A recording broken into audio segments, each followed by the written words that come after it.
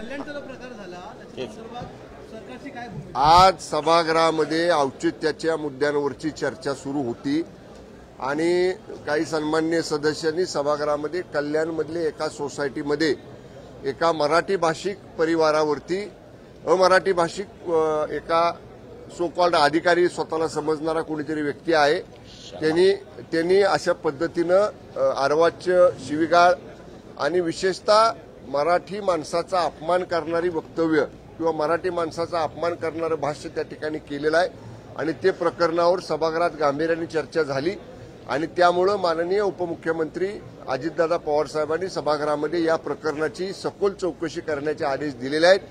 अधिकारी किती वरिष्ठ स्तरावरचा असला आणि किती मोठ्या पदावर जरी काम करत असला तरी कुठल्याही जाती धर्माच्या व्यक्तींचा असा अवमान करण्याचा अधिकार घटना संविधान कोणालाही देत नाही। हे राज्य कायद्यानं चालणारं राज्य आहे, त्यामुळे या अधिकाऱ्याच्या संबंधित जे उपस्थित केलेला आजचा मुद्दा होता सभागृहामधला त्याचा सविस्तर चौकशी अहवाल शासनाकडून या ठिकाणी तातडीनं मागवण्याचे आदेश दिलेले आहेत। हा अहवाल प्राप्त केला जाईल आणि या अहवालामध्ये ज्या बाबी समोर येतील त्याच्यामध्ये जर तो सो कॉल्ड अधिकारी आहे जो मराठी भाषिकांना मराठी माणसांना अवमानकारक अपमानकारक अवहेलनाकारक अशा पद्धतीचं बोलतोय हे जर त्या चौकशी अहवालामध्ये सिद्ध झालं तर त्याच्यावर कडक कारवाई करण्याचे निर्देश माननीय उपमुख्यमंत्री अजितदादा पवारांनी सभागृहामध्ये दिलेले आहेत। तुमच्या आधी इकडे आदित्य ठाकरे आले होते, त्यांनी असा आरोप केला की या सरकारने गेल्या वेळी जे 2.5 वर्ष सरकार होतं एकनाथ शिंदे मुख्यमंत्री होते त्या काळामध्ये असे प्रकार वाढलेले आहेत, वेज नॉनव्हेजवरून वाद असतील, सोसायटीमधले वाद असतील, मराठी अमराठी वाद असतील, हे वाद मुद्दाम वाढवले जात आहेत असा आरोप त्यांनी गंभीर केला। माननीय आदित्य ठाकरे साहेबांनी हा विषय जर सभागृहामध्ये मांडला असता ते आम्ही त्यांना शोधतोय सभागृहात दिसत आहेत का, ते सभागृहामध्ये दिसत नाहीत, ते माध्यमांपुढे येतात, इथं बोलतात आणि पुन्हा अदृश्य होतात। त्यामुळे त्याला जो कळवळा आहे मराठी भाषिकांचा त्याहून ज्यादा कळवळा आम्हाला आहे, सरकारला आहे, माननीय शिंदे साहेबांना आहे।